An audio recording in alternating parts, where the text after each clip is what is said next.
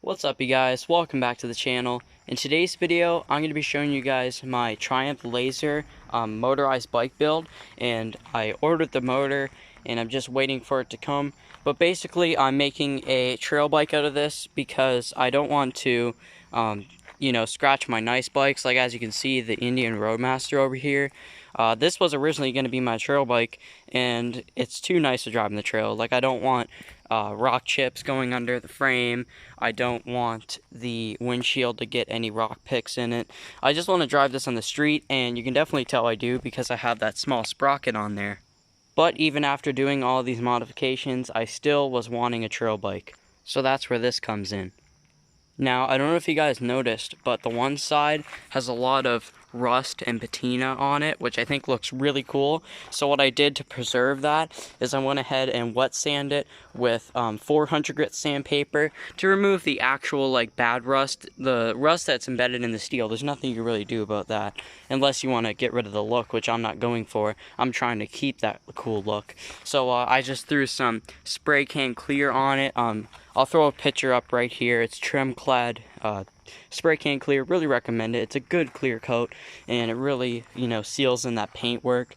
And I applied 2 coats of turtle wax, and overall this frame gives it like a sheen look, but it's not like a bare metal frame that could rust in the future. It's gonna stay like this. Now, there is some parts that I did paint. For example, the crank arms. They were really rusty, and I wanted to have some nice looks on the bike, so I went ahead and painted those just some semi-gloss black. But the chain, usually I clean this up really well. I don't know if you noticed, but that one shiny link, that's a master link. But I left the chain rusty because I want to go for that look.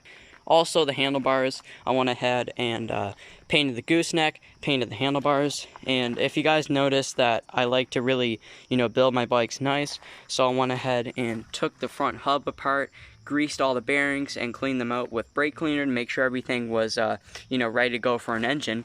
Same goes for the rear. Went ahead, took it apart, brake cleaned everything, used some Seafoam Deep Creep to make sure that the bearings were free, greased those as well. The crank arms, I went ahead and properly adjusted those, greased them up, and the headset. Basically, I made a really reliable trail machine. So, unfortunately, the wheels that came with this bike were, well, for one, the tires were really dry rotted. You can see right there, and the tubes were shot in both of them. Also, the front wheel was good, but the rear wheel's cassette is seized up, and it's only a 5-speed, so I didn't have as many, gear options for the single speed. And by the way, the bearings are seized up, and it has a bend of the rim. Now, I could have probably straightened it out, but I don't really have the time or the tools to properly true a rim. Yes, some guys can throw it on the bike upside down and do it, but I'm just not really into that stuff. But basically, I took the crank bearings out of that to replace on that one because those ones were shot. I robbed the grips off just for now to ride it around and test it. Because if you guys know, when you're building one of these, you want to make sure that you test the bike before you throw an engine on it. Like, for example, I was going to upgrade these brakes, but I said, you know what, I'm going to try these original ones. So when I pull it, look, they work great. All I did was replace the cable and the original brake pads, which isn't the greatest for safety. But I'm planning to throw a 56 tooth rear sprocket on this, so I won't even be worried about going too fast. Now, the main message of this video is, lately I've been getting a lot of comments saying I don't ride my bikes or whatever. And just to clarify, guys, just because I don't, record every ride I go on does not mean that I don't ride my bikes. Like, for example, some people will say, oh, because your frame doesn't have any rock chips on it, or oh, your engine looks too nice, I bet you don't ride it. Like I said, guys, I actually take care of my bikes, and I wax them, I tire shine them. I really make sure they look in pristine condition. So, just because it doesn't look rough doesn't mean I don't ride them, And I just put the speedometer on 2 weeks ago, and I already have 120 clicks on it. So I actually do ride these guys. I can't stand people that say I don't, because, once again, what proof do you have that I don't? And same vice versa for me. Just because I don't record it doesn't mean it doesn't happen.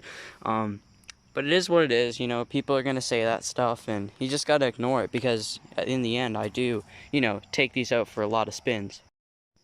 So guys, I hope that clears the air on that issue. But back to the main part of the video. Once I get this motor, I'm probably going to go ahead and do an unboxing on it, review it, and I'll probably eventually just going to install it in the garage, not record it, because I already did a video series on building one of these, so make sure to check that out.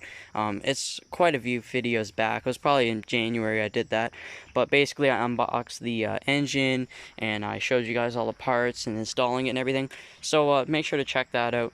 But I'm probably just going to go ahead and install this and get right to riding videos, because I know you guys want to see this thing rip. Also, one more thing I want to mention for you guys is I finally pulled the trigger on a small sprocket. Now you guys are probably asking what size is this, and I'm running a 10 tooth in the front and a 36 in the rear, and I gotta say guys, this made a huge difference on this bike. Now a lot of people tell me like, oh my god, your motor's built, but why does it only do like 35 miles an hour? I threw that baby on there and now I'm hitting closer to, like I said, I don't have a speedometer on it yet, but I just know that the speed limit down my road is 70 and like 70 kilometers an hour, which is about 35 miles an hour, and I can do that literally at like half throttle, because like that's full. I'm only sitting here doing that, so it's really impressive on how low the motor can rev, and it's going to give me better gas mileage, because if you think of it, your motor's not revving at 6,000 RPM, it's only revving about 35 to 4,000.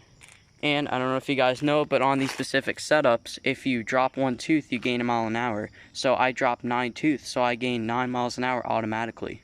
And where I'm a lightweight rider, those calculations will always work, and I'm really happy because now this motor can actually, you know, show its full potential. You know, it's got a MZ clone on there, really cool moped silencer, which sounds really great, by the way, and it has a shave down. Like, I did actually go ahead and increase the compression ratio on this CDH power head. I'm not going to get in the whole details of this build, but it's got a G2 reed with a windowed piston, a big bore kit, and I get a lot of questions saying, oh, but this is the 100cc kit, why does it have 6mm studs?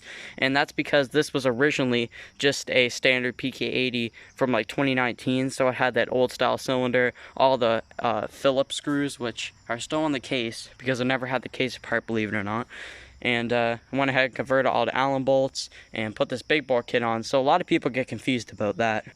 But I will be doing a separate video on this sprocket, so stay tuned for that. And with all that being said, I'm going to wrap up the video for this one. If you enjoyed, guys, make sure to leave a like, and I'll see you guys in the next one.